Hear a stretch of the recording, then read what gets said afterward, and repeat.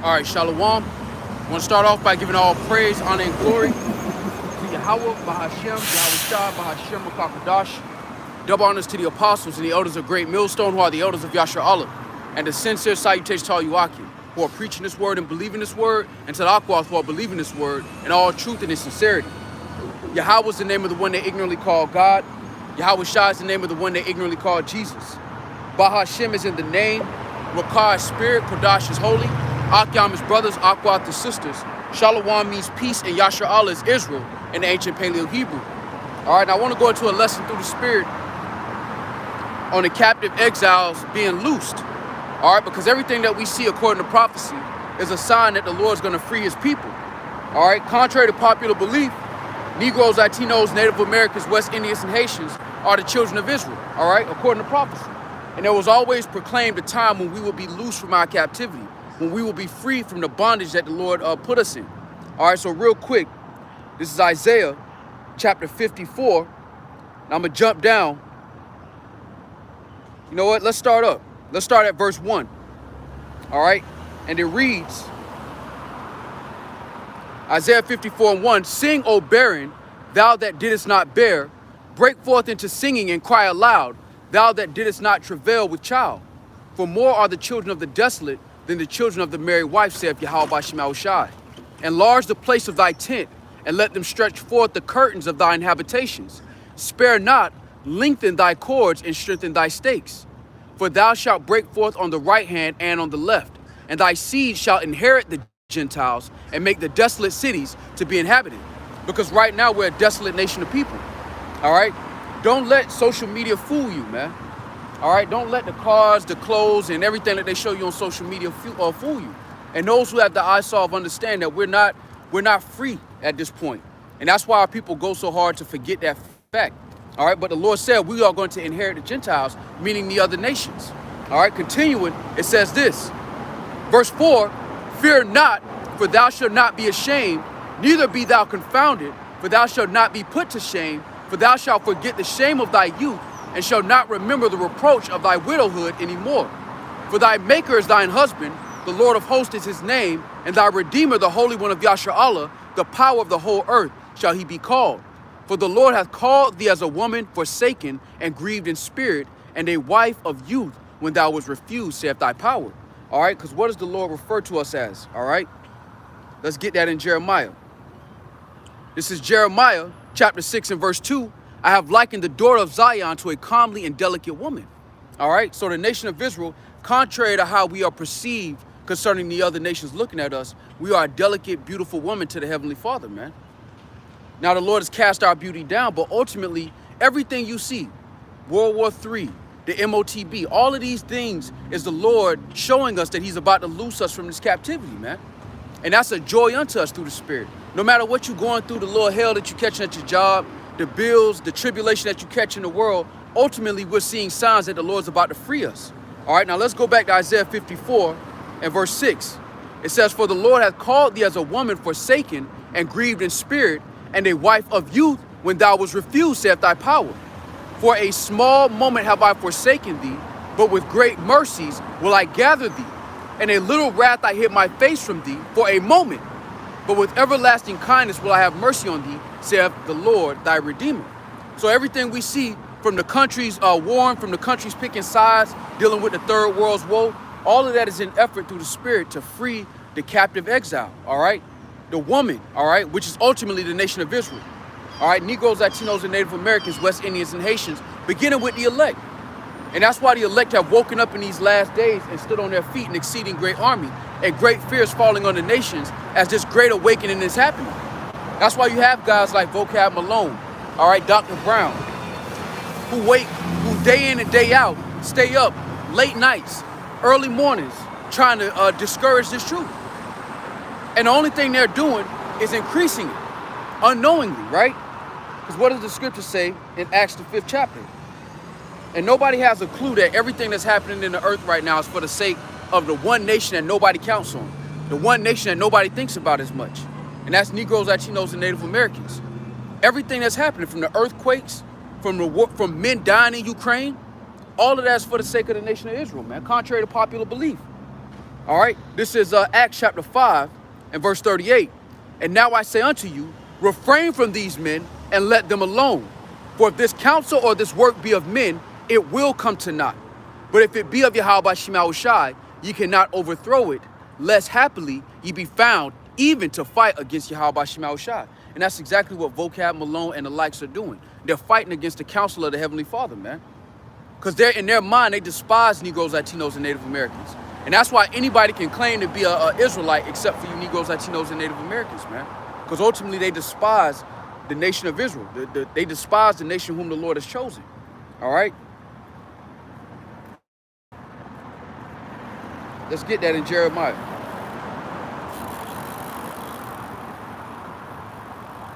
So this is Jeremiah chapter 33 and verse 24. Considerest thou not what this people have spoken, saying, the two families which the Lord hath chosen, he hath even cast them off. Thus they have despised my people, that they should be no more a nation before them. And that includes those who subscribe to Christianity. All right, that also includes these other nations. All right, that's outside of the religion of Christianity. Because even they make mockery of us coming back to our heritage, us putting on our old garments, us putting on our beautiful garments, I should say. They despise that because ultimately, Negro, Latino, and Native American ignorance is a very lucrative business, man. A lot of our people don't really understand that.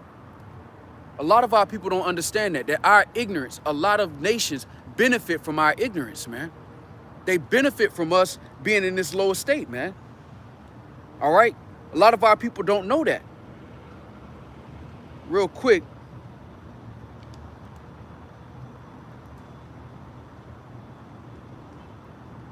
This is Luke chapter 16, and I'm going to jump down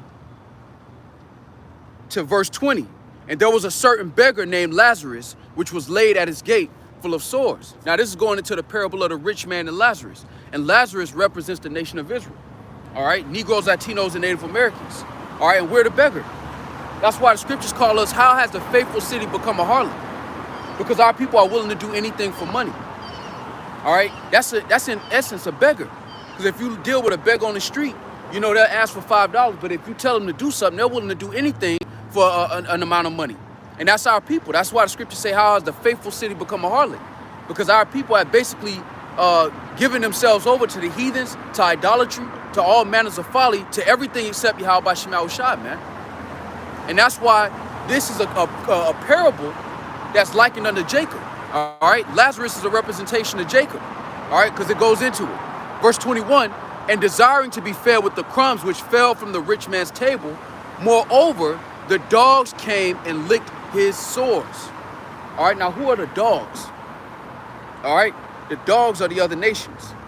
All right, real quick. This is Psalms chapter 22. And I'm going to jump down.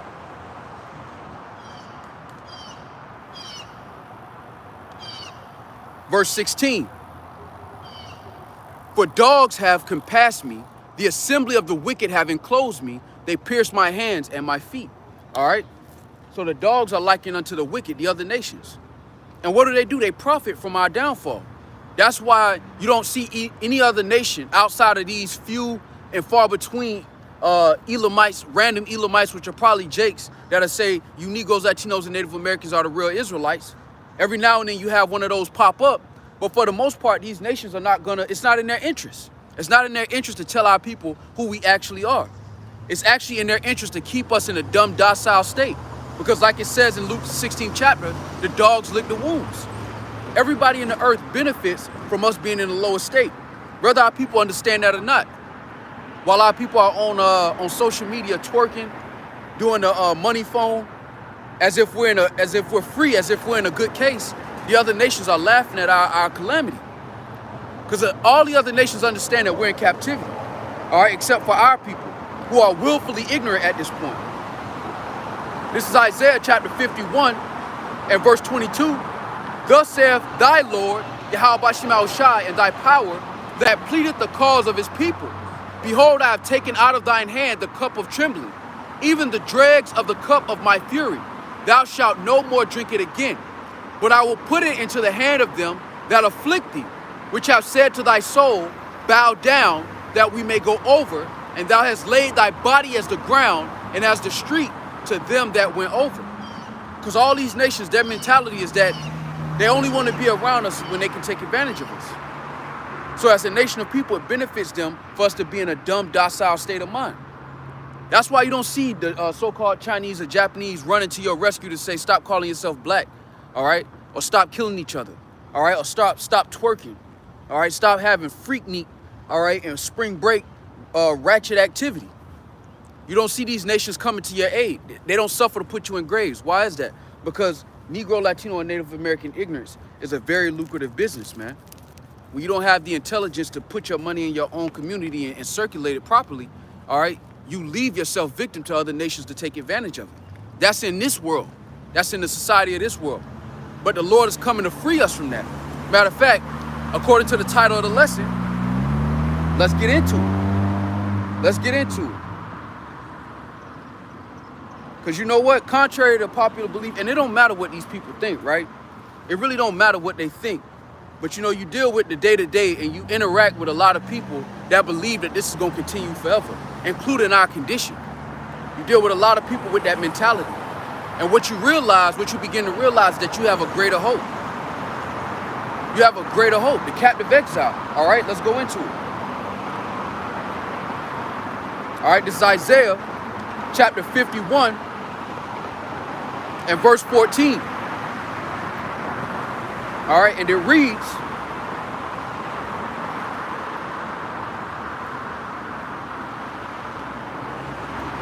Isaiah 51 and 14 reads, let's lock it.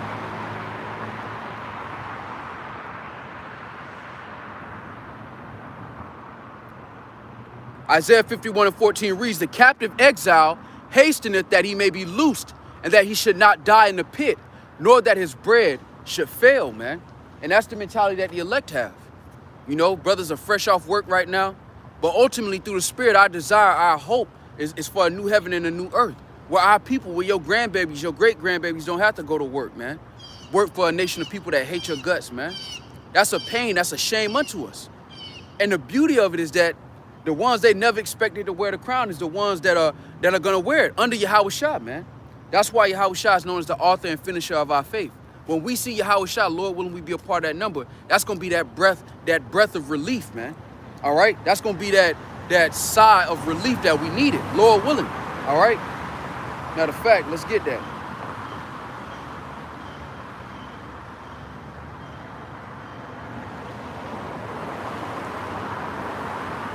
All right, this is Malachi chapter 4. And I'm gonna jump down to verse 2. You know what? I'm gonna start at 1. Malachi chapter 4 and verse 1. For behold, the day cometh that shall burn as an oven, and all the proud, yea, and all that do wickedly shall be stubble. And the day that cometh shall burn them up, saith the Lord of hosts, that it shall leave them neither root nor branch. And our people have become extremely proud in this society, man. And they've learned that from the wicked one, but they've become extremely proud, man. When you watch social media and you watch the conduct of our people, man, they become extremely, extremely proud in this society, man. You know, they get a little bit of money and all of a sudden they better than they fellow brethren, man. You know, and that's a society thing. As the judge is, so is the people. But the Lord said that day is going to come and burn them all up. Because the only thing these people understand is violence. So the Lord's going to come with that language that they understand, which is violence. But for the elect, Lord willing, we be a part of that number. This verse 2, but unto you that fear my name shall the Son of Righteousness arise with healing in his wings. And ye shall go forth and grow up as calves of the stall, man. So to the ones who fear Yahweh Shema Shai, the Son of Man is going to come with healing in his wings. Because ultimately he's a representation that Jacob is free, beginning with the elect. Lord willing, we be a part of that number. Right now, we're in bondage.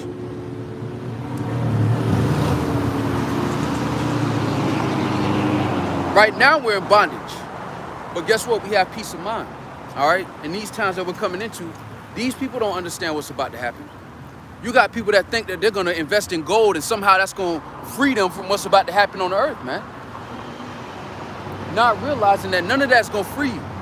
Because the intention is only to save the elect. Everybody else is doomed, whether they accept that or not. All right, real quick. This is John 16:33. These things I have spoken unto you, that in me ye might have peace. In the world ye shall have tribulation, but be of good cheer. I have overcome the world. So Yahweh Shai coming is a representation, all right, of the end of the faith of the elect. Why is that? Because when Yahweh Shai arrives, there's no need for faith. Everything that we believe in now, according to the Spirit, is going to be known. The same way the world can look at the sky and see that it's blue, when Yahweh Shai arrives, that confirms everything the prophets have been saying. Everything. And that's why no matter what you're going through in the world, you still have peace of mind, because as you see the plagues begin to come upon the earth, you understand that there's a greater hope for the elect, those that fear Yahweh Shai Shai. And that fear is a gift, right? Let's get this. This is Hebrews 12:2. Looking unto Yahweh Shai, the author and finisher of our faith, who for the joy that was set before him endured the cross, despising the shame, and is sat down at the right hand of the throne of Yahweh Ba'ashem Yahweh Shai. All right, Yahweh Shai is the close of the faith. He's the confirmation that everything that the elect believed in and lived by according to faith and not by sight is now confirmed once he arrives, man. Right now, we have to be ridiculed in this world because what we believe according to faith has not yet come to pass. But there is going to come a time when it is confirmed. And at that point in time, there is no need for faith at that point. The faithful, the elect, are going to be rewarded with salvation. Because once they see like, look at this. And just imagine it filled with chariots. Just imagine that. Just imagine that filled with chariots. The sound of that horn. Once that happens, there's no longer a need for faith. Once you see this filled with chariots, just imagine that. You know, I was talking to the brother on Saturday, and we were coming downtown, and you know, whenever you're in a major city and you come downtown, you see what? You see big buildings. And we were talking about, just imagine all of this being laid desolate, man. A desert as far as the eye can see, man. Now, to most people, this seems like nonsense. But when this sky is filled with chariots, it's going to confirm the faith of the elect. It's going to confirm everything we believe in. Edris said that he couldn't even see the end of it. At that point, there's no longer a need for faith. At that point, there's no longer a need for faith, man. That's why Yahweh Shai is the author and finisher of our faith. Once he arrives, that's a confirmation of everything that we believed in according to faith. That's why faith is a gift. All right, let's get that real quick. Because the same way what we believe right now is going to be known. The same way they know that the sun is at the moonrise, you can get the sunrise, you can guarantee the sun is going to be there. All right. At evening, you can guarantee the moon is going to be there with the exception of the new moon. And even then, the new moon, the moon is still there. But as sure as those ordinances are up there, the things that we believe according to faith are going to be confirmed. It ain't going to be a need to live by faith at that point. It's just going to be known, man. Matter of fact, let's get there real quick. This is Isaiah chapter 11. And I'm going to jump down to verse 9. They shall not hurt nor destroy in all my holy mountain, for the earth shall be full of the knowledge of the Lord as the waters cover the sea. That's why the elect's faith is so important. It's so precious. It's actually a gift. Because your ability to believe on things that have not yet presently happened, all right, is going to be confirmed when they actually do happen. The scriptures describe the elect as the witnesses. All right, real quick. This is Ezekiel chapter 33, and I'm going to jump down to verse 33. And when this cometh to pass, lo, it will come, then shall they know that a prophet hath been among them. See, right now, these people don't regard it. And it's ultimately because the Lord has blinded the world into not seeing what's going on. They watch the same news we watch. Millions of people have the smart news app. They know exactly they see exactly what we see. They just don't interpret it the same. Because ultimately it's all according to faith. And the faith can only be found in the elect. Because you have Negroes, Latinos, and Native Americans, West Indians, and Haitians who are the Lord's chosen people. But among them, you have a remnant that actually believe according to faith. And their faith is going to be confirmed in the time that we're coming into. When you think about it, every day your faith becomes stronger. Every day you become more resilient, all right, because more deception is coming. But ultimately, they won't be able to deceive the elect.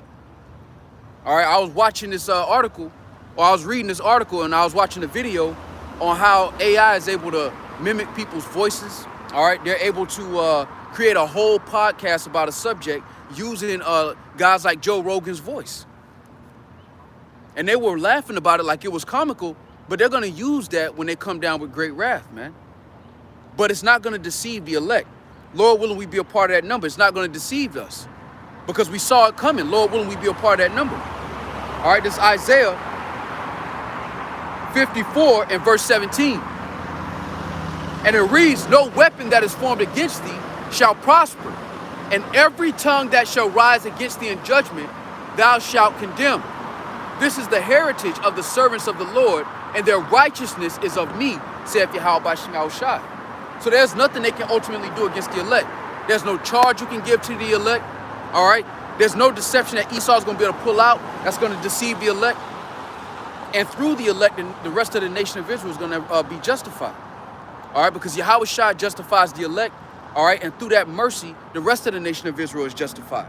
Because you have some guys who are saying that 2/3 aren't going to be in the kingdom, all right? But that's contrary to the scriptures. All right, let's get that in Ezekiel.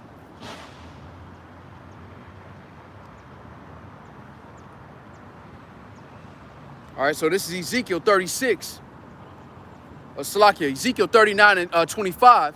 Therefore, thus saith the Lord power, now will I bring again the captivity of Jacob and have mercy upon the whole house of Israel and will be jealous for my holy name. So we know that 2/3 are going to have to learn through death by pain, but they're going to be in the kingdom as well, man. Contrary to popular belief. That's a wicked doctrine. Along with that hell doctrine, that's a very wicked doctrine to say that the nation of Israel, 2/3 of our people, are not going to be in the kingdom of heaven, but the other nations will. That makes no sense, man. And that's why scriptures say the Lord's going to have mercy on the whole house of Israel. All right, ultimately, let's go here. This is Isaiah chapter 45 and verse 25. In the Lord shall all the seed of Israel be justified and shall glory. And this becomes a snare unto many of the unlearned, man. Because before we received the law, statutes, and commandments on Mount Sinai, the Lord had already made a promise to our forefathers. All right, and that can't be disannulled by the law. Matter of fact, let's go there. This is Galatians chapter 3. And I'll start at 16. It says, now to Abraham and his seed were the promises made. He said, not unto seeds as of many, but as of one, and to thy seed, which is Hamashiach. And this I say, that the covenant that was confirmed before of Yahweh Shai in Hamashiach, the law which was 430 years after, cannot disannul that it should make the promise of none effect. So even 2/3 of our people are they're bound by the curses, but they're also bound by the promise. So even though they're wicked on this side, they are going to obtain the kingdom of heaven. They just won't obtain salvation on this side. They'll have to learn through death by pain, and then they'll come through the loins of the elect. That's very simple to understand through the spirit. But the captive exile, the elect, have a different type of hope on this side, where most of our people are comfortable, man. You know, me and the brothers were talking about this too. This is the most comfortable our people have been in a long time, man. If you think about it, chattel slavery, all the different captivities from Rome, from Greece, Rome, Assyria, Babylon, Persians, all of them captivities, this is the most rest our people, and I use quotations, this is the most rest and liberty our people have had in a long time. And that's why our people are comfortable with believing that this is the end. This is the end all be all. That they're going to build generational wealth under the so-called white man who hates their guts. Because this is the most rest our people have ever had, man. Think about that. You know, our people's history starts off when they believe Esau. What does Esau say about our history? He says our history started in slavery. So if you grow up believing your history started in slavery, this looks like a come up. That's why most of our people are settled on their leads. Now we know that the Lord ultimately blinded them. But as the scriptures describe Judah, they're a couch lion, man. They're comfortable because This is the most rest our people have ever seen. This is the most comfortable, I'll say it that way, that our people have been in a very, very long time, man. And that's why they don't suffer to leave Egypt. That's why they lean on the spirit of Egypt. Because in their liberty, they despise the laws of the Lord, but this is the most liberty they've ever had. Negroes, Latinos, and Native Americans, this is the freest they've ever been, if you will. And that's why they think this is the end all be all. That's why their desire is to stay here and to build generational wealth. They want to stay here. Ain't no staying here, man. This is a pit stop. This is not the final destination. This is Micah chapter 2 and verse 10. And it reads, arise ye and depart, for this is not your rest. Because it is polluted, it shall destroy you, even with the sore destruction. Think about that. You know, our people want to have rest. And they done caught so much hell that they're willing to rest in something as polluted as America, man. Think about how beat down you got to be as a people to think that this is rest. Our people work their hands to the bone till they 60, 70. Some of them die on the job. And they think that this is rest. That's how polluted our people have been in this society, man. And that's why ultimately 2/3 of our people are not going to make it. Because they desire rest so much that they're looking for it in all the wrong places. That's why the title of this lesson is The Captive Exile, Hastening. If you don't think you're an exile, then there's no desire for freedom. You think you're free already, man. I forget who it was that quoted that. He said that the purest form of slavery, and paraphrasing, is that they don't know that they're free. And 2/3 of our people don't realize that they're not free. Because we've been beat down as a nation so long that our people are spiritually institutionalized. They think that this is the closest thing we're ever going to get to freedom. And they've accepted it as such. But the captive exile desire to be loose from this. This is not acceptable, man. All right? Lord willing, we be a part of that number. This is not our rest. Imagine that, having kids and great-grandkids in a society where you don't know if it's a male or a female. Where the change happens so early in life that you don't realize, you don't know what side they playing on. Your child brings some date home for the prom to take pictures, and you don't know who you're dealing with. But our people are so tired, and they're looking for rest so much that they want this to be our rest, and it's not. That's beautiful. Azan Amath. Isaiah 3 and 12, as for my people, children are their oppressors, and women rule over them.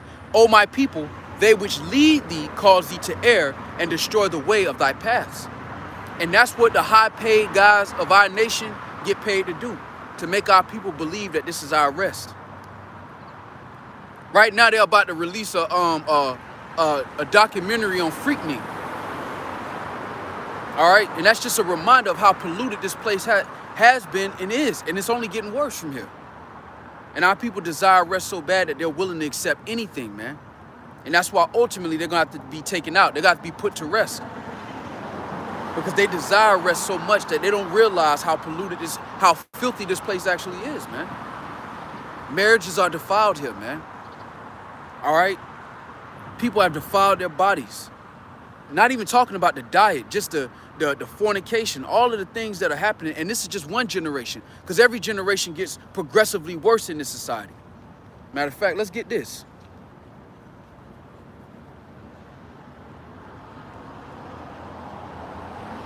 Because Esau, the scriptures say his desire is as hell and is as death, and he cannot be satisfied. So as the judge is, so is the people. So if his mentality is like that, if he's going to only wax worse, what's the mentality of our people? Because our people fashion their likeness, their culture, so to speak, after the so-called white man. All right? And you can tell from this society that things are only progressively getting worse morally. Economically as well, but morally, this place is getting worse. There is no line of morality in this society. And they have a saying in the world, if the so-called white man catch a cold, then black people catch the flu. Or Latino people catch the flu. Or Native Americans catch the flu. Meaning if it's bad for the so-called white man, it's even worse for you Negroes, Latinos, and Native Americans. And that goes across the board. So if they're waxing worse and worse, what do you think our people do? And all you need to do is look on social media. It'll show you how morally destroyed our people are in this society. Real quick, this is 2 Timothy 3:13. But evil men and seducers shall wax worse and worse, deceiving and being deceived. All right, and that's ultimately what's happening. Because Esau, the so-called white man, is known as the wicked. And as the judge is, so is the people. So our people have adopted his mindset, and ultimately our people are sick. 2/3 of our people are literally sick. And it's not an economic sickness. It's a spiritual sickness that our people suffer from, where they think that this is okay. All right, you no longer have family structure. It's done. It's trashed. Just go on social media and see it. It goes back to the curses, but it also goes back to being in this society, man. That's why we hasten to be free from this, where we can actually have rest. This is not rest. When you have to work your hands to the bone and you have to work 40, 50 years for a company that you don't own, all right, where you don't get to enjoy the works of your hands, you're not at rest. But our people have spent so many lifetimes in captivity that our people are used to that kind of condition. That now when you present this to them, they think this is freedom. All right, real quick. There's Ecclesiasticus 11:16. Error and darkness had their beginning together with sinners, and evil shall wax old with them that glory therein. And that's why everyone outside of those who have understanding are engrossed in darkness. Because they're taking hold of the spirit of Esau, Edom, the so-called white man. And they believe that what they hold is knowledge, and really it's not knowledge. All right, because the scriptures say knowledge of wickedness is not knowledge. All right? It's not wisdom. And ultimately what this society does, they package wickedness in a shiny wrapper to make it look like it's glorified wisdom, and it's not. And you can tell by the fruits of the labor. Look at the society as a whole. All right? It's defiled and destroyed. And our people hold on to that same mentality. And that's why 2/3 of our people who don't hasten to be loose are going to be cut off. All right? Because they don't desire anything better. They think that this was made for our correction, not for our comfort. The world was made for our comfort originally, but it's been turned into our correction, our chastening. The Lord turned the world into a prison planet for the Israelites, with Babylon the Great, America being maximum security. This is where you get the worst of it. You talk about the wine that made all the nations mad. It's strongest here. Because everybody holds on to the mentality that this society is glorious, it's progressive. Just like during the time of Greece. All right, which defiled our people, man. All right, real quick, this is Jeremiah chapter 2. And I'm going to jump down to verse 11. Hath a nation changed their gods, which are yet no gods? But my people have changed their glory for that which doth not profit, man. What is this so-called knowledge in America get our people, man? What does it gain us?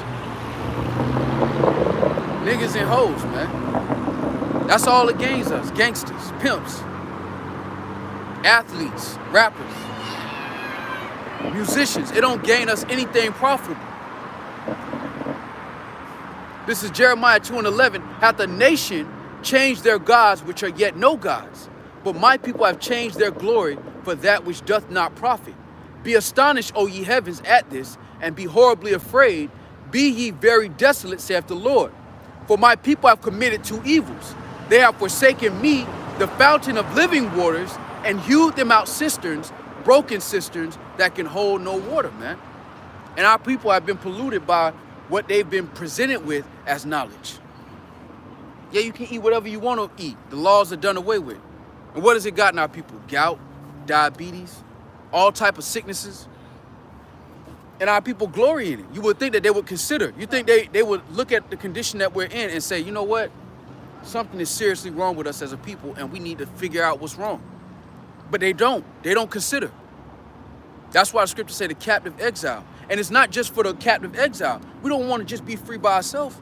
Lord willing, we be a part of that number. We want to see our people free as a whole, man. It shouldn't be no homeless Israelites. It shouldn't be no Israelites who have a sickness in mind and body. It's unacceptable. And anytime we land on the planet in that condition as a people, something is horribly wrong, man. That's why we spent lifetime after lifetime in captivity. And that's why in these last days, the heat is being turned up concerning judgment and concerning the faith of the elect. Because this is the time that we hope for. That perfect goodness and rest that the Lord talked about. See, our people think that you're supposed to get being rich and successful. Our people think that what that means is you got to travel the country 10 months out of the year. All right, you never get to see your family. All right, that's what our people mentally think that that's what rest is. That's what being rich is, successful. Because look at the so-called successful people of our nation. They're all workaholics. They don't get to rest. They don't get to enjoy that money. Think about that. Because we were all looking for rest at some point. All looking for rest in the wrong places. I said it like that. And what does it really profit them? You know, they get a bag, but then they got to keep working. They don't get to enjoy the work of their hands. They got to work just to pass the money to their family that's broke, their friends that's broke. What kind of rest do they actually get? Because this is what our people are chasing, thinking that this is rest. And they don't have the Lord has darkened their counsel, but they don't even understand that what they're chasing ain't even rest. Like our people want to be rappers and athletes. Them niggas don't rest. If they retire, they going broke.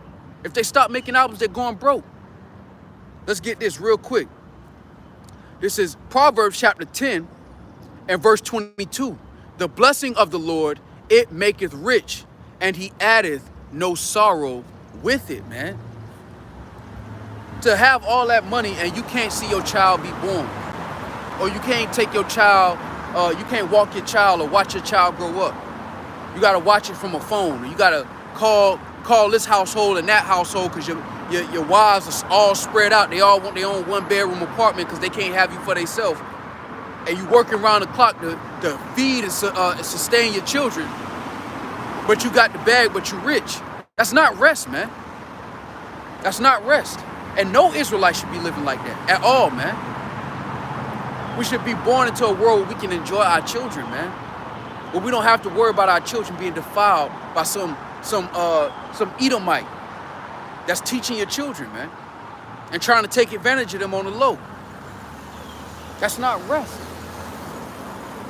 And that's why, through the Spirit, I said that, Yahweh Shah is the author and finisher of our faith, because once we see him crack them clouds, that's the end of this madness, man.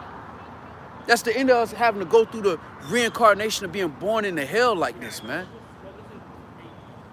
You know how you know this is hell? Ask another nation if they would want to be a Negro, Latino, or Native American. Oh, yeah, see, that's like... Honestly speaking, and they'll tell you no. That shows you that as a nation of people, we in hell, man. You got Edomites that are HVAC engineers that get to enjoy life more than these so-called celebrities that are our people, man. They work a normal job, they get paid good, and they get to enjoy their children, man. Whereas the so-called rich of our people, they work, and they may have a bag, but it come with curses.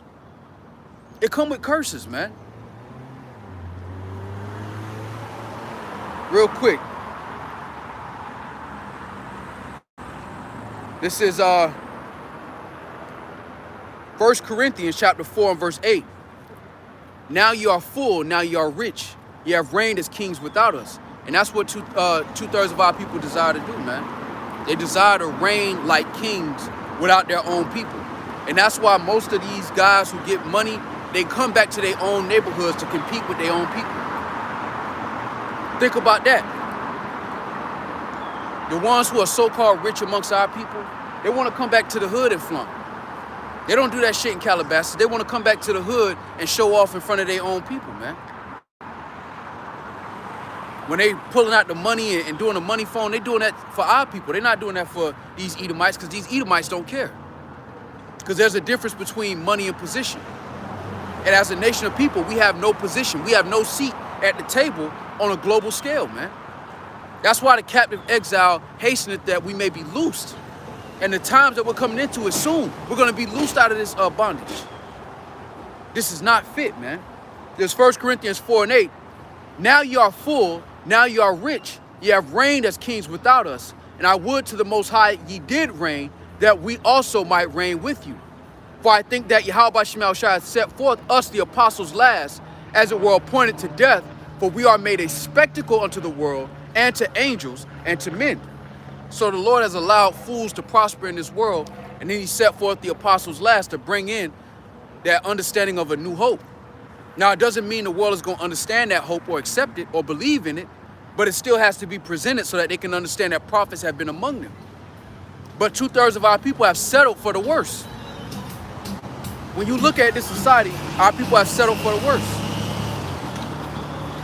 They try to cover with a covering, but not of the spirit of Yahweh Shemel Shai, man. Because what are they covering themselves with? Chains, followers on social media, cars, women, whatever the case may be. They're trying to cover up their nakedness with things that don't profit. That's why the Lord told us to put on our beautiful garments. Let's get that. Let's get this. Because what our people are trying to cover themselves up with, don't cover them. They think that their shame is being covered. They call themselves putting on all these chains and these expensive clothes, and they think that it covers the shame that we suffer as a nation of people, and it don't. Shalom, shalom. Yahweh Shemel Shai, Ba'ashem Kakadash Barakatham, Saquan, Barakathah. This is Revelation chapter 3 and verse 17. Because thou sayest, I am rich and increased with goods, and have need of nothing, and knowest not that thou art wretched and miserable and poor and blind and naked. Because what 2/3 of our people are doing, they're trying to cover up the shame that we suffer as a nation of people with things, with possessions. They're trying to cover up, because we as a nation of people, we're suffering shame. We're being shamed as a nation of people right now. And what our people are doing is they're looking for rest in all the wrong places. They're trying to cover up the shame with money, with possessions. But it doesn't cover up your shame. That's why the Lord said, matter of fact, let's get it. Let's get it. Because you can't cover up the shame that we suffer with these possessions. You can't cover it up. The Lord we're putting on our beautiful garment now. The Lord's going to confirm it when he arrives, man. All right, real quick. This is Revelation chapter 16 and verse 15. Behold, I come as a thief. Blessed is he that watcheth and keepeth his garment, lest he walk naked and they see his shame. See, our people think that they've covered up their shame with possessions. They think that they've covered up their shame because they bought a house when their grandmama couldn't.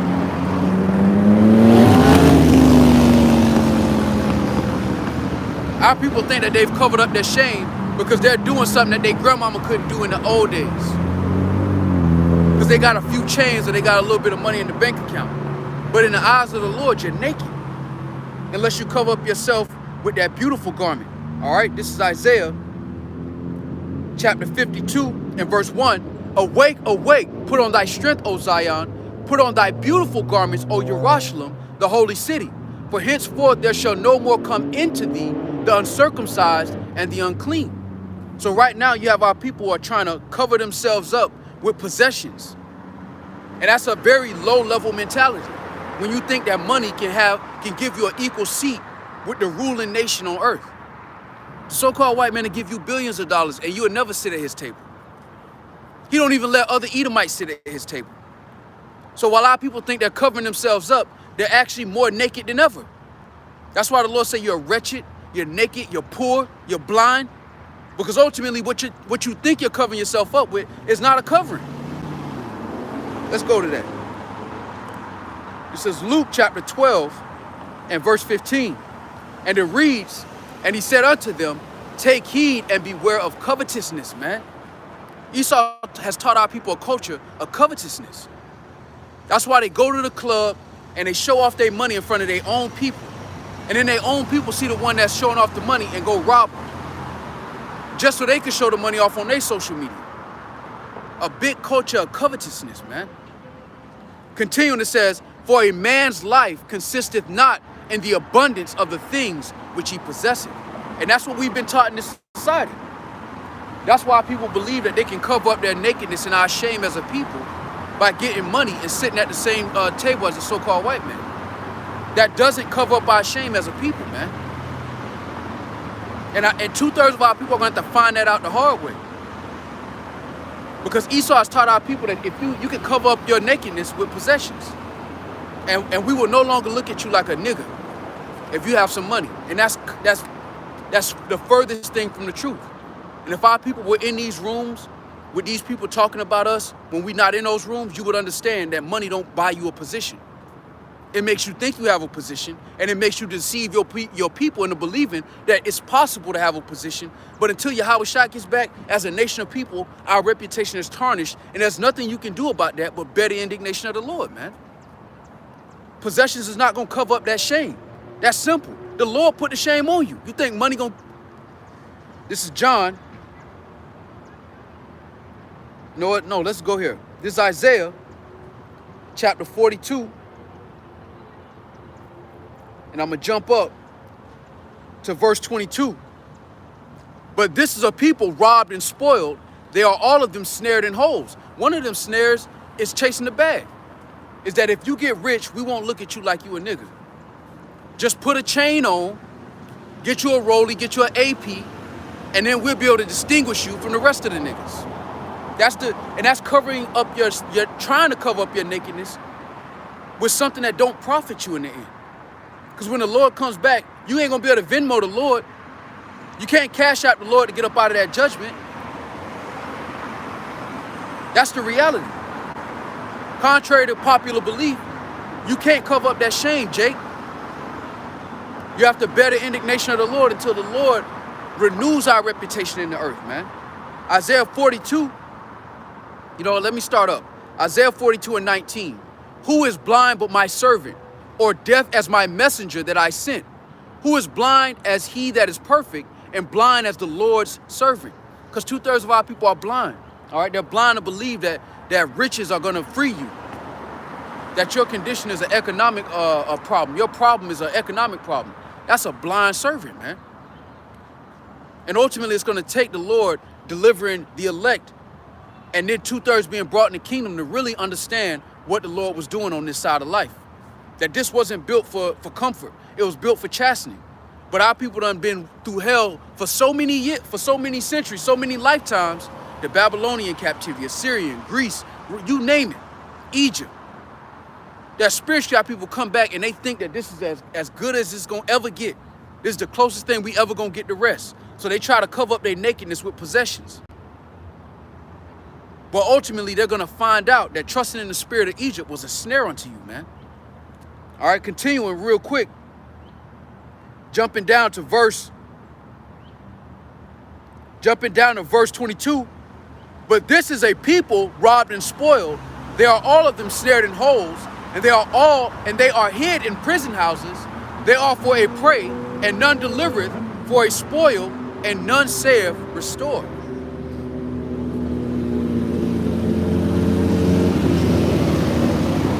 Now I say they're all hid in prison houses, right? Because Esau sell you the rap music that influence you to break the law to get rich, just to put your ass in prison and have you working for pennies on the dollar. To convince you that a successful life is breaking the law and balling out for 2 summers just to spend 40 in a correctional facility, making jeans for $1 a day, if that. There's a people robbed and spoiled. Continuing, it says this, verse 23, who among you will give ear to this? Like, who's going to consider this? Who amongst our people are going to look at this and say, this ain't right? And the Lord has to open your eyes to see that. Lord, willing we be a part of that number? Who will hearken and hear for the time to come? Here's the point. Who gave Jacob for a spoil and Israel to the robbers? Did not the Lord, he against whom we have sinned? For they would not walk in his ways, neither were they obedient unto his law. And you think you're going to buy your way out of that? Because that's what 2/3 of our people think. They're going to buy their way out of this position. Verse 25, therefore he hath poured upon him the fury of his anger and the strength of battle, and it has set him on fire round about, yet he knew not, and it burned him, yet he laid it not to heart. And the Lord show us our whole history just to embarrass us. Just to embarrass us, the Lord show us being hung on trees. It said they give gifts one to another. And the Lord show us. It's a shame unto us as a people. But our people don't lay that to heart. They think, all right, I'm going to just buy me a nice chain. I'm going to get me an AP. I'm going to go to the jeweler. I'm going to spend money with the so-called Arabs. And then they're not going to look at me like a nigga. Nah, You always gonna be a nigga until the Lord get back, in the eyes of the other nations. That's the reality. That's why the scriptures say this.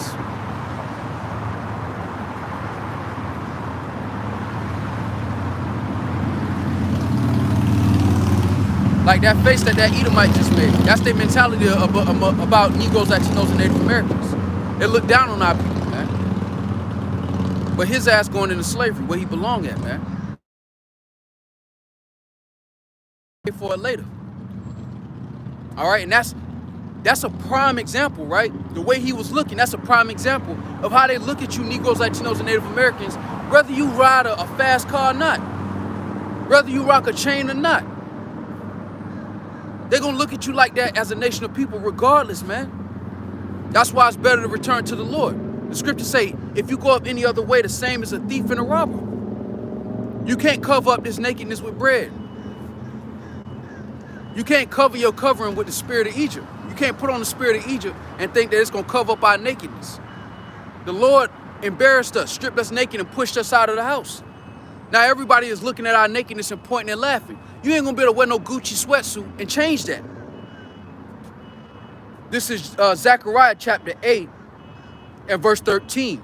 And it shall come to pass that as ye were a curse among the heathen, O house of Judah and house of Israel, so will I save you, and ye shall be a blessing. Fear not, but let your hands be strong. Until the Lord does that, our reputation is forever gonna be tarnished on this side of life. Now, when I say forever, I don't mean that it's always gonna be like this, but the Lord said he was gonna put the curses on us forever, which means a long time. Not in the time through the spirit where this is gonna take long. And how do we know that? According to prophecy.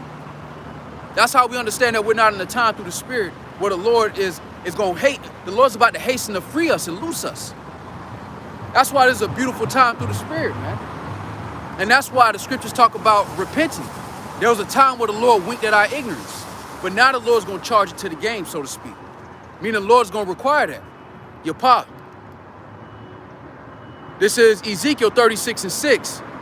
Prophesy therefore concerning the land of Israel, and say unto the mountains, and to the hills, to the rivers, and to the valleys, thus saith Yahweh Shema Shai, behold, I have spoken in my jealousy and in my fury, because ye have borne the shame of the heathen.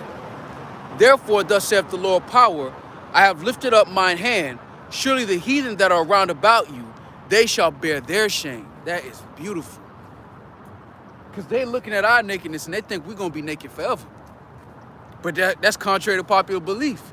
Likewise, 2/3 of our people believe that they're going to be able to separate themselves from the reputation that we all bear, the shame that we all bear as a nation. And you don't separate yourself. You just get scoffed at by some rich Edomite that cut your check.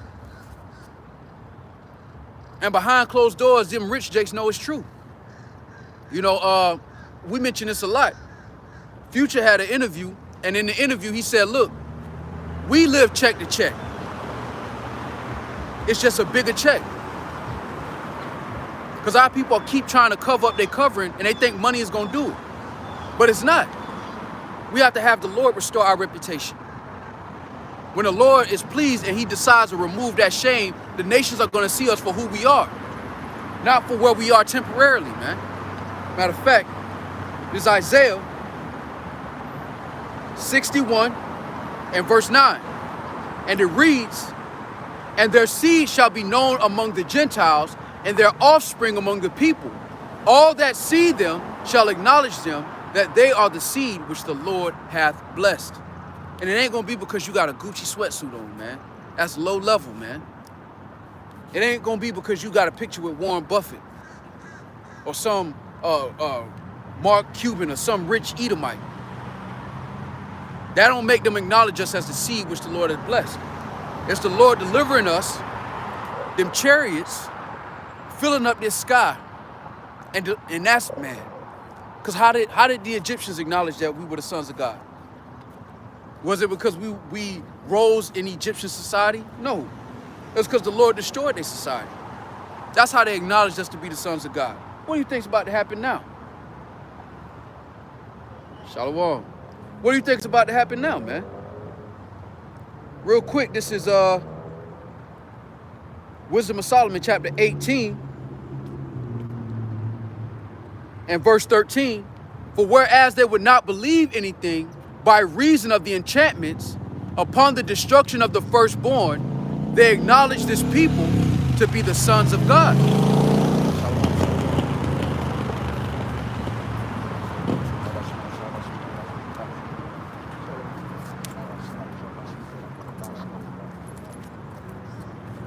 But what did it take? How did they acknowledge that we were the sons of God? It took death. It took death and destruction. That's how they were able to acknowledge that we were the sons of God. Again, this Wisdom of Solomon, chapter 18 and verse 13. For whereas they would not believe anything by reason of the enchantments upon the destruction of the firstborn, they acknowledge this people to be the sons of God, man. And that's what it's ultimately gonna take, man. Because our people think that Gucci sweatsuits and Rolexes and Cuban links is gonna cover up the shame that we suffer as a nation. You know, you had this one rapper that said that he can't go into fancy restaurants and he can't go into clothing stores without having jewelry on, because if he do, they're gonna treat him like a regular nigga, man. And what does that tell you about the reputation of our people, man? That is tarnished. Now the Lord ultimately did that on purpose to make us return unto him. Not for us to look at this like we gonna build generational wealth anyway. That wasn't why this was established. The Lord did this so that we would return to him, man. Real quick, this is Deuteronomy chapter 32 and verse 21. And it reads, you know what, I'm gonna start at 22.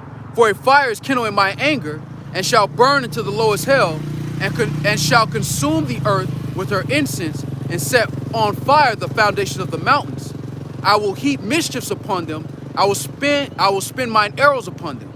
They shall be burnt with hunger and devoured with burning heat and with bitter destruction. I will also send the teeth of beasts upon them, with the poison of serpents of the dust. The sword without and terror within shall destroy both the young men and the virgin, the suckling also with the man of gray hairs. I said I would scatter them into corners. I will make the remembrance of them to cease from among men. And that's why our people have to put on these chains and all these jewels to try to shake that stigma. But you can't shake the stigma. You have to bear the indignation of the Lord. The scriptures say the servant is no greater than his master. If the Lord suffered, what do you think is going to happen to us? Those who return unto the Lord in truth and in sincerity. And that's why the elect are going to be greatly commended in the kingdom of heaven for standing so stiffly in the midst of all of this wickedness, in the midst of a multitude that has been convinced that wickedness is glory, man. Real quick, this is Deuteronomy 31 and 17.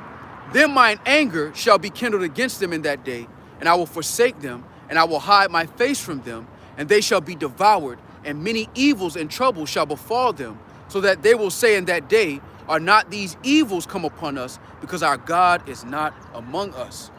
Only the elect are going to come to that conclusion. Because 2/3 of our people, every time they're born into this earth, they try to go up some other way. They try to find some other way to achieve salvation. And ultimately, salvation is only achieved through that door, through the shepherd. No other way. Scripture say the same as a thief and a robber, man. You holding something up? Come on, this is John 10 and 1. And it reads, Verily, verily, I say unto you, he that entereth not by the door into the sheepfold, but climbeth up some other way, the same is a thief and a robber. Hey, because our people are trying to get their glory before Yahweh Shah. They want that glory and that fame and that renown, but they want it before their king, man. And that's a dishonorable thing. That's why we have to wait. That's why Yahweh Shah is the author and finisher of our faith. Because ultimately it's for him. It's all for him first. All right? Matter of fact.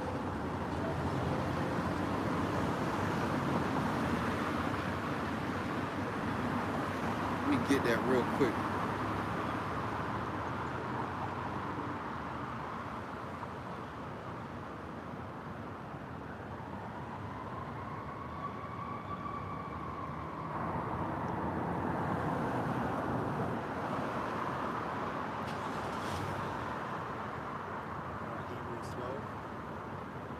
Khan, you can break it out. Hebrews chapter 12, verse 1. Wherefore, seeing we also are compassed about with so great a cloud of witnesses, let us lay aside every weight and the sin which doth so easily beset us, and let us run with patience the race that is set before us, looking unto Yahushua, the author and finisher of our faith, who for the joy that was set before him endured the cross, despising the shame, and is set down at the right hand of the throne of Yahweh. Yeah, and until he receives that reward, until a general gets the reward, you think an average soldier gonna get that reward over him? But that's what our people have done. They made a covenant with death, and then with hell are they at agreement. And they're trying to achieve their glory and their rest before the Lord, man. Which is a wicked thing. That's why they gotta be cut off. Because we have something greater prepared for us under Yahushua. Greater than Gucci sweatsuits and a house in Calabasas, man. That's low level. The average Israelite gonna live forever. What is that compared to whatever glory our people think they're going to obtain on this side of life, man? Being praised by the heathens for wickedness. Because that's the only avenues our people have to achieve so-called rest. And it's really not rest. You're just a high-paid servant in a society that you don't rule over, man. And that's not rest, man. Real quick, this is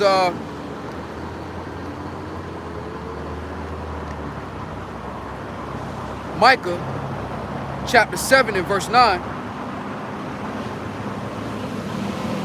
And it reads, I will bear the indignation of the Lord because I have sinned against him until he plead my cause and execute judgment for me. He will bring me forth to the light, and I shall behold his righteousness. That's why everything our people try to chase on this side is tainted. You know, Jake want all these multiple wives, and what they end up with, baby mamas. And by default, child support and all the number of problems that come with it. Because Jake is chasing that glory in the flesh too soon. That's why knowing the seasons and times is important, man. Which is something a lot of Israelites aren't grasping. Understanding the times that we're in through the Spirit. That's beautiful. This is Tazamak Yasharallah. John 15 and 20. Remember the word that I said unto you, the servant is not greater than his Lord. If they have persecuted me, they will also persecute you. If they have kept my saying, they will keep yours also. And that goes into Yahushua getting his glory, man. You think you're going to get it before him? It don't work like that. But our people have been scattered, and we're so used to the Western mentality.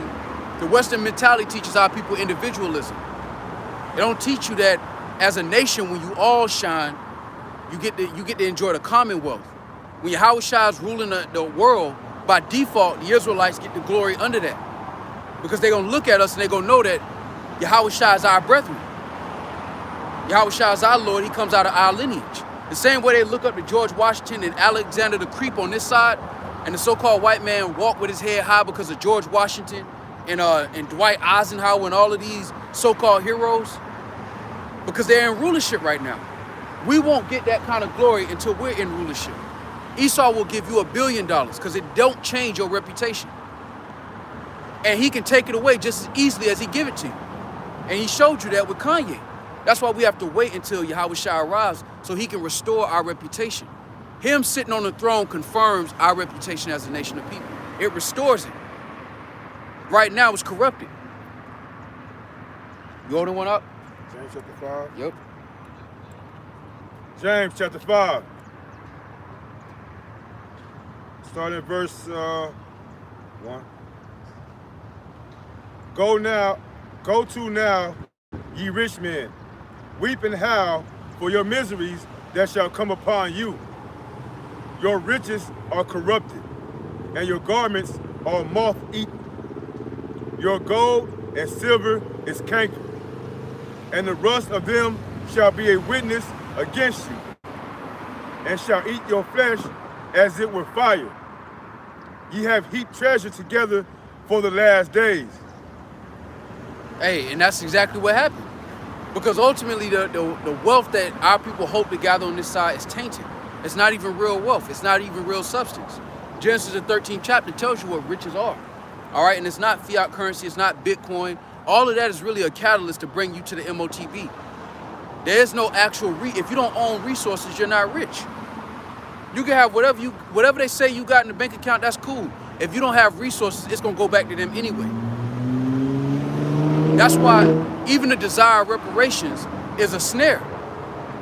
And ultimately, Esau can easily use that to make you take the MOTB. But if you don't own resources, it don't matter, because in a matter of years, you're going to give all that money back to them. They own the resources. They own the actual assets. They can give you whatever paper you desire. They own all the things that you need and desire. So you have to go to them for the one of all things. That means, in essence, you're not free. That's why the captive exile hastens that we may be loosened from this condition, so that we don't have to die in the pit. And we're not just thinking of ourselves. You got to think generations down the line.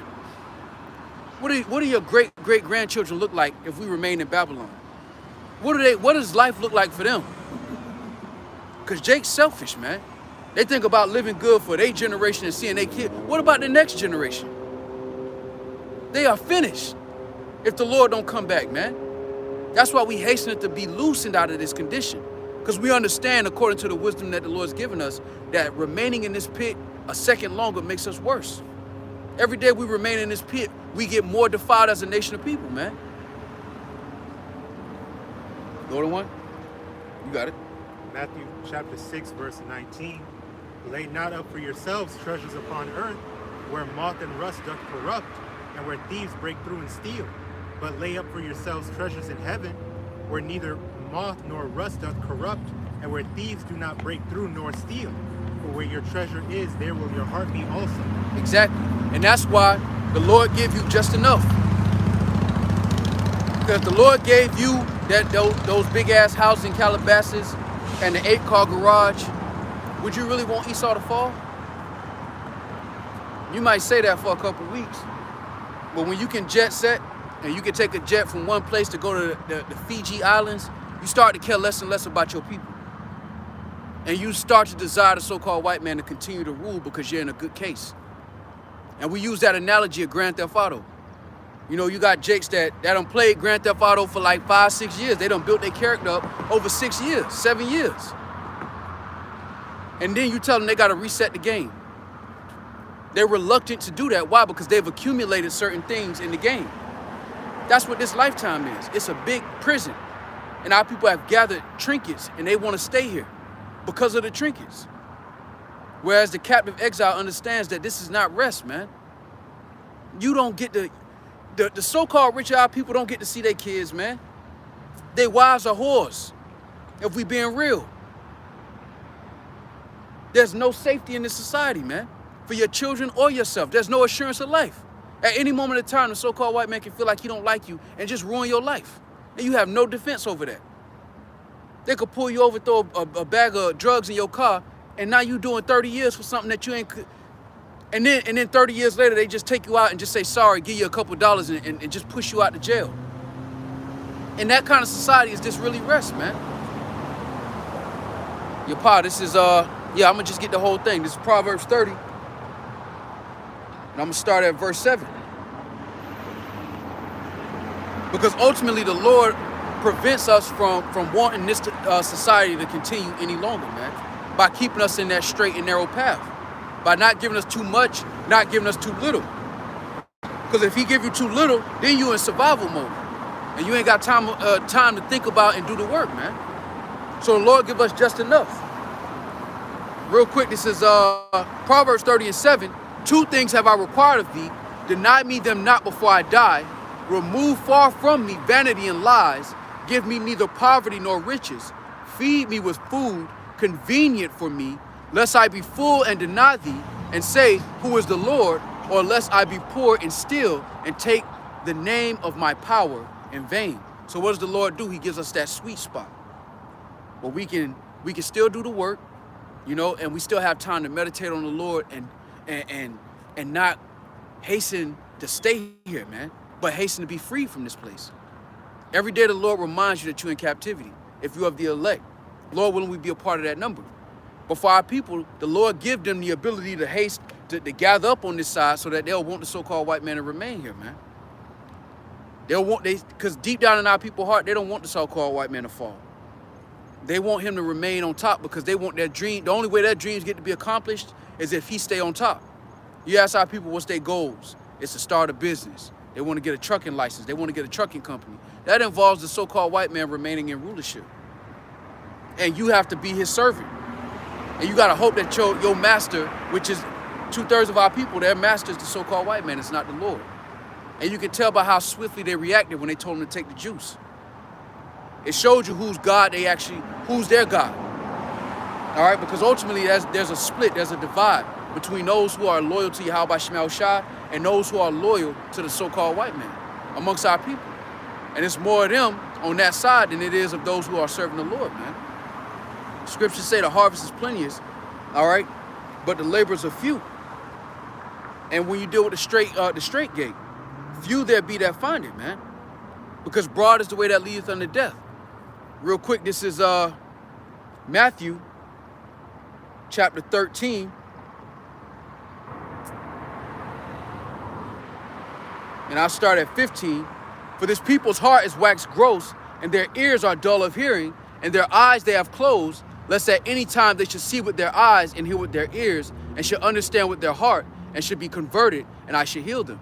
And why? Why are they willfully ignorant? Because Esau is putting a carrot on a stick on them, telling them that their dreams is 2 weeks away from being accomplished, that they could be rich overnight. So they're willfully ignorant to the light that's being presented. That's why the scriptures say this is the condemnation, that light has come into the world, but men love darkness rather than light. Because they desire to stay here. They desire the things that Esau has told them is success. And it's tainted. Whatever you think is riches is tainted. And it's all about the melt with fervent heat. You see all of the moves that are being made by China, Taiwan, all right, Iran, Brazil. All of these nations are making moves against this place.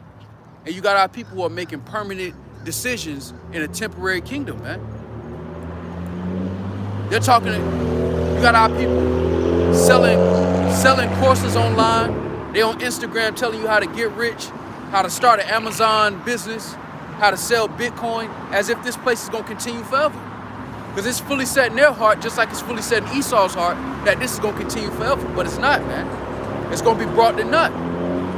But our people, all right, are lost. But for the elect, Lord willing, we be a part of that number. The Lord has given us the straight gate. And while it's hard now, Lord willing, we'll be able to rejoice later. Because our people are rejoicing now, but it's going to cost them more later, man. And that's the price of wickedness. Wickedness seems good on the front end, but the consequences far outweigh whatever benefit you thought you was going to gain from it. Real quick, this is Matthew 7 and 13, and it reads, "Enter ye in at the straight gate, for wide is the gate and broad is the way that leadeth to destruction, and many there be which go in thereat." All right, because what Esau gives our people is a selection of wickedness. It's a buffet of wickedness. You may not be a killer, but he'll give you license to commit adultery.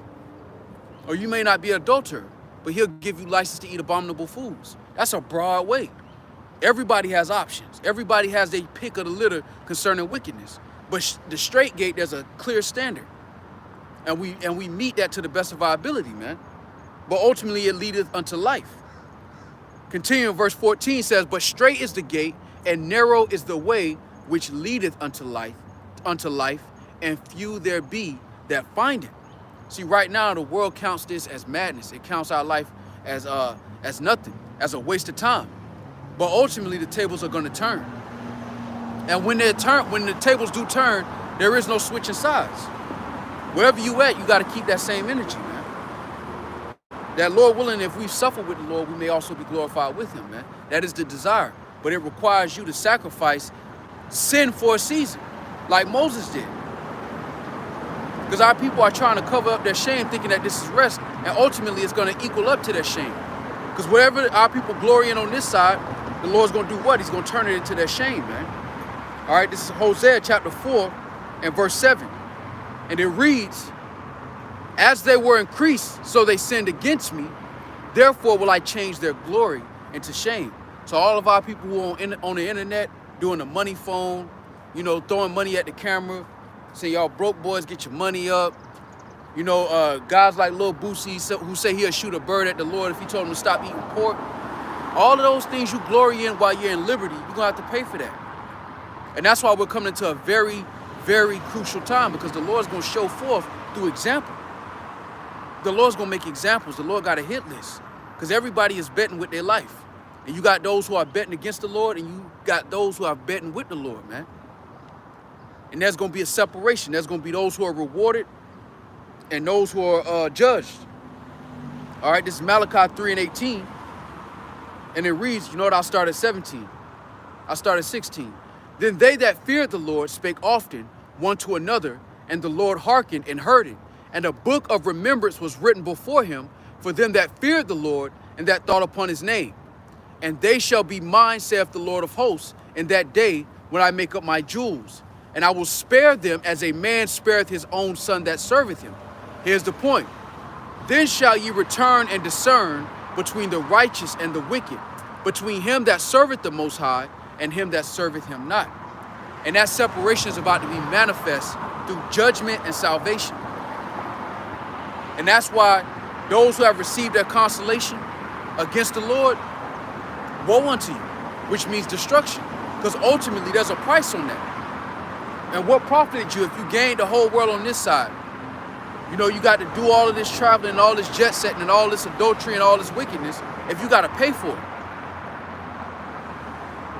What did you really gain on this side? Nothing.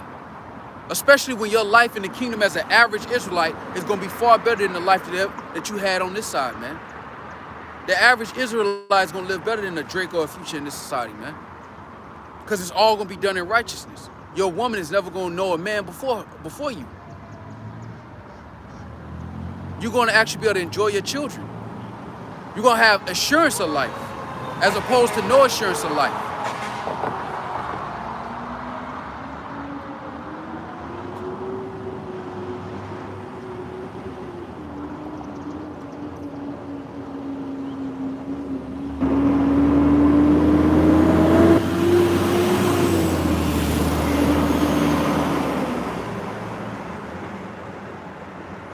We're going to have assurance of life. There's going to be a separation. The average Israelite is going to be able to live comfortably. And you judge the quality of a nation by the average lifestyle of the average member of that society, not by the exceptions. And the average Israelite is going to be living well, man. Far better than we could have ever imagined. Scriptures say, eyes have not seen and ears have not heard. Yet we have to go through the straight gate. We have to suffer the narrow before we can get to the wide, man. And that requires the sacrificing of sin for a season. Because that's all this society can give you anyway. After you done bought all the cars and clothes you wanted, eventually you reach a glass ceiling where there's nothing else you can really do besides wait for the judgment. And that's why the Lord saved us from ourselves, man. Because whatever we wanted to do in this world, it has something to do with being led down the path of destruction. You have some brothers who wanted to be fighters, some brothers who wanted to be musicians, all right, some brothers who want to be athletes. And when you look at it according to wisdom, you can see that all those paths just lead you down to destruction, man. Especially when you see what's going on in the earth right now. Real quick, this is Ecclesiastes chapter 30. And I'll start at verse 16. It says, there is no riches above a sound body and no joy above the joy of the heart. And right now we have the joy of heart. We have peace of mind. Now we still are in these bodies. You know, we still go through tribulation in the world, but we have a joy of heart. Because as this world begins to crumble, our joy increases.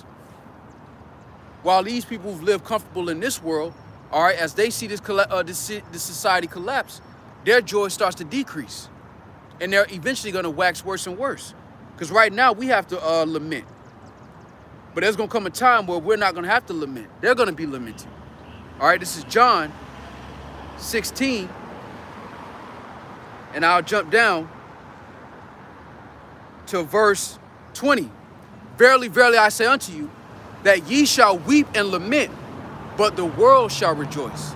And that's exactly what they're doing. Right now, they're rejoicing. They're having a good time. You got our people who done went down to Miami for spring break, doing all kind of wickedness. They're having the time of their life. They're living their best life right now. While we're weeping and lamenting because we're not in the kingdom. It says this, but the world shall rejoice, and ye shall be sorrowful, but your sorrow shall be turned into joy. And that's why Yahweh Shai is the finisher. Here, the Lord coming back is the finisher of our faith, man.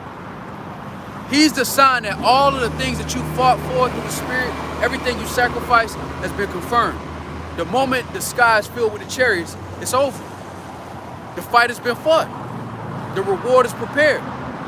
Like it says in 2nd Ezra the 8th chapter, rest, plenteousness is prepared for you, man.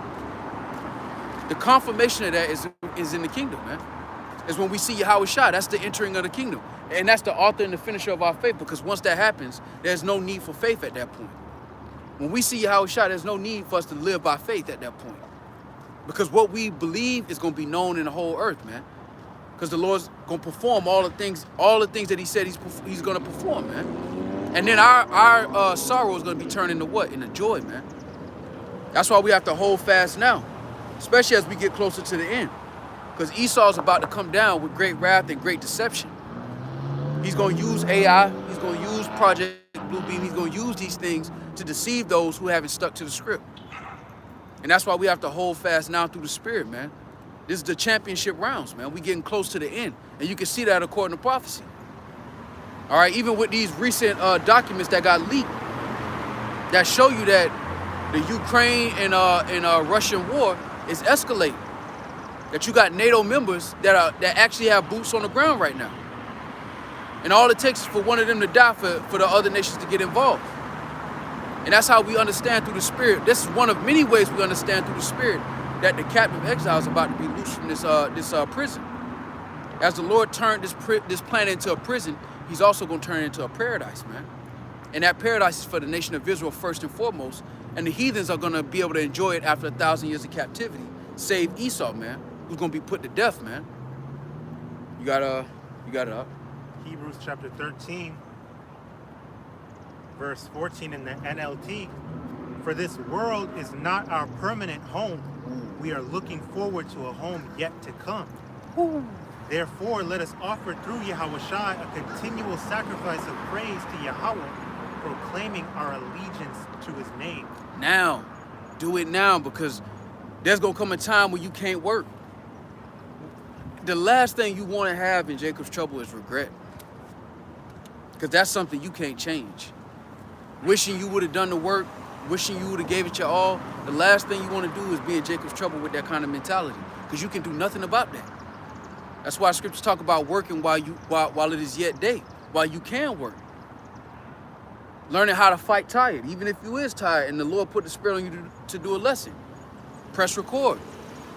You'd be surprised how many times the Lord will lift up your spirit in the midst of doing that video. Because there is going to come a time where this ain't going to be available. It seems like it's always going to be like this, but it's not. There's going to come a time when you're going to go to YouTube and there's going to be nothing there, man. There's going to be a time where they're going to say, look, y'all can't be on the highways and hedges. It's martial law. Ain't no going out on the highways and hedges and doing the work. And the last thing you want to have in that time is regrets, man. What you should have did. That's the last thing you want in the time of Jacob's trouble. That's why we got to give it all now through the Spirit. We see what the Lord doing. It's very apparent that the Lord is moving in the earth, man. That's why we got to give it our all now through the Spirit, man. We can rest later. We got forever. What's this last lifetime when forever's in front of you? You know, whenever you deal with Jake who got a victory, everybody love to talk about what they was doing in the victory. And I saw this one dude, I hit him, boom. And Jake loved telling stories. This is our story. You know, wouldn't you want to end it with a bang? You know, we read about our forefathers, King David, Elijah, Elisha. Those are great men, but the same blood that ran through their veins is running through ours. This is our opportunity through the Spirit, man. The Lord gave us this truth now to run this race, to end of this race with all we got, man. You got it out. Yeah. Sirach, or Ecclesiasticus chapter 18, verse 9. The number of a man's days at the most are 100 years. As a drop of water unto the sea, and a gravel stone in comparison of the sand, so are 1,000 years to the days of eternity. You're going to have forever to think about this last lifetime. That's tough. That could either be a blessing unto you or not. I'll just leave it at that. But ultimately, 2/3 of our people, they're going to be good in the kingdom. But you want this last lifetime, especially with what you know.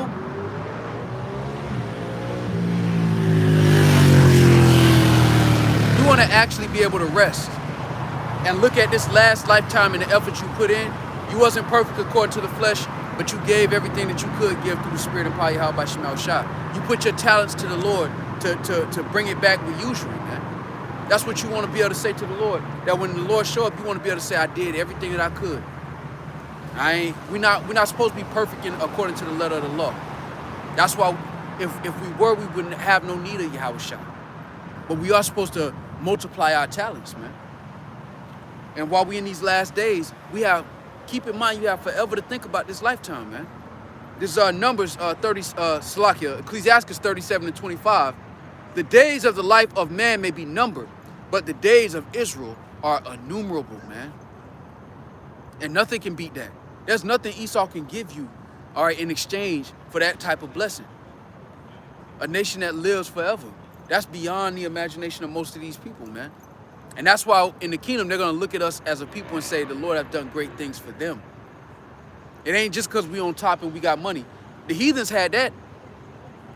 Babylonian captivity, Greek captivity, they was on top of the world at one point. The Lord is going to top that. We're going to be, not only are we going to be on top, there's going to be no end to the rulership of Yahweh Shah. Meaning that we're never going to fall out of rulership. And we live forever. And then all them grayed out levels concerning the planets and everything else is going to be ungraded and unlocked for us. And we're going to have forever to think about this lifetime, man. And you want to think about it on a good note with a good heart through the Spirit, man. You got it out. Isaiah 31, verse 7. For in that day, every man shall cast away his idols of silver and his idols of gold, which your own hands have made unto you for a sin. Then shall the Assyrian fall with the sword, not of a mighty man, and the sword, not of a mean man, shall devour him, but he shall flee from the sword, and his young men shall be discomfited, and he shall pass over to his stronghold for fear, and his princes shall be afraid of the ensign, saith the Lord Yahweh. Yeah, because right now the modern day Assyrian is these Americans, man. You know, Esau, who's in control of the world, he's the modern day Assyrian. All right? Like this compared to modern day Egypt, Nineveh. All right, but he's gonna be dismayed. You got more on that up? Whose fire is in Zion and his furnace in Jerusalem. Yeah, and that's when the Lord's gonna establish and we're gonna be known. Because Jake right now is chasing clout in all the wrong ways, man. Jake want to be known as a killer. Jake want to be known as the rich uncle in his family, the rich nigga in his family, or the rich baby daddy. That's all folly, man. In the kingdom, we're gonna be known as the seed which the Lord has blessed, man. Imagine seeing your children play with poisonous snakes, man. Imagine that. Seeing your kids learn how to fly, knowing that they ain't gonna never die, man. Imagine the fact that there are brothers that are never gonna have to be born through a woman again.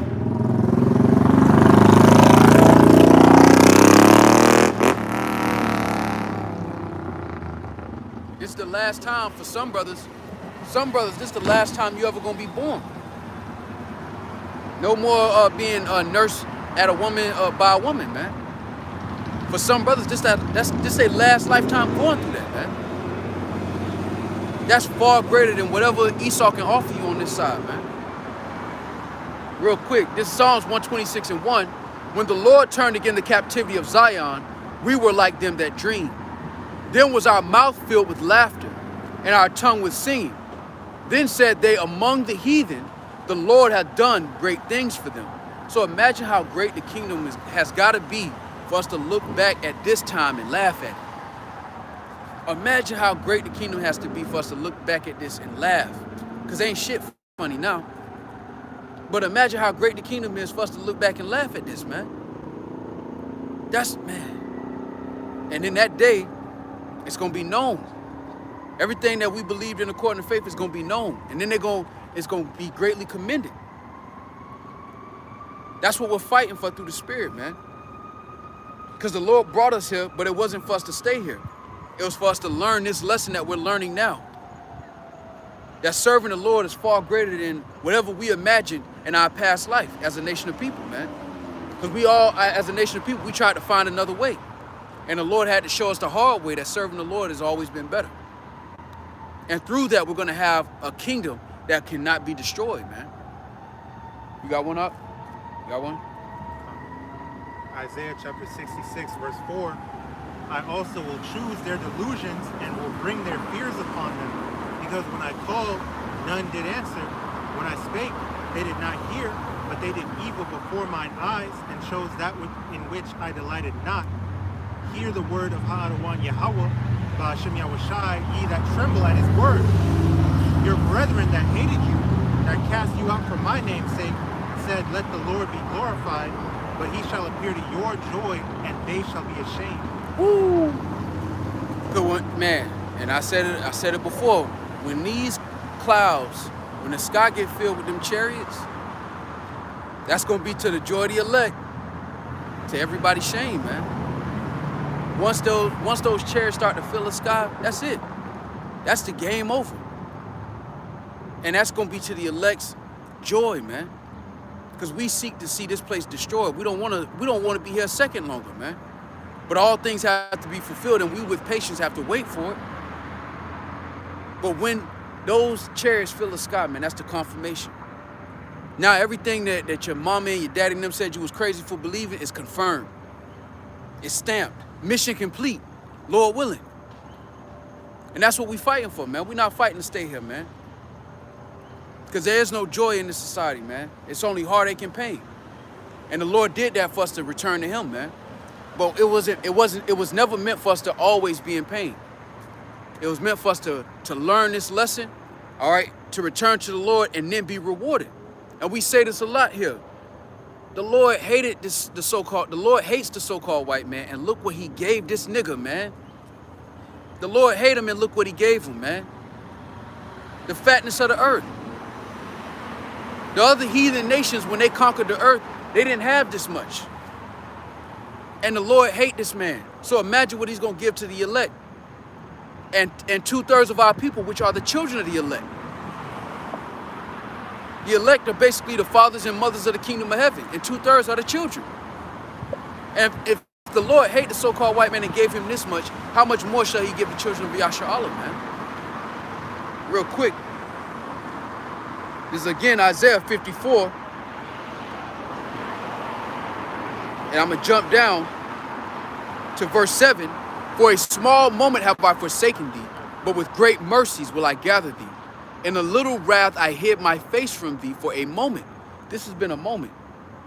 It don't seem like that because we're in the flesh. You know, you hear 1,000 years, 13,000 years, and 10,000 BC and all of this bullshit. But it's really been a short time. In the Lord's time, creation has been around less than a month. When you really think about it, that's not a long time. That's less than a month since angels, planets, and everything else have been created, man. In the Lord's time. So the Lord hid his face for a moment in that time. But it says this, but with everlasting kindness will I have mercy on thee, saith the Lord thy Redeemer. Everlasting kindness. The Lord also said he would give us everlasting joy, man. Joy with no expiration date. That's something that the richest of the rich, Jake, don't have. They don't have everlasting joy.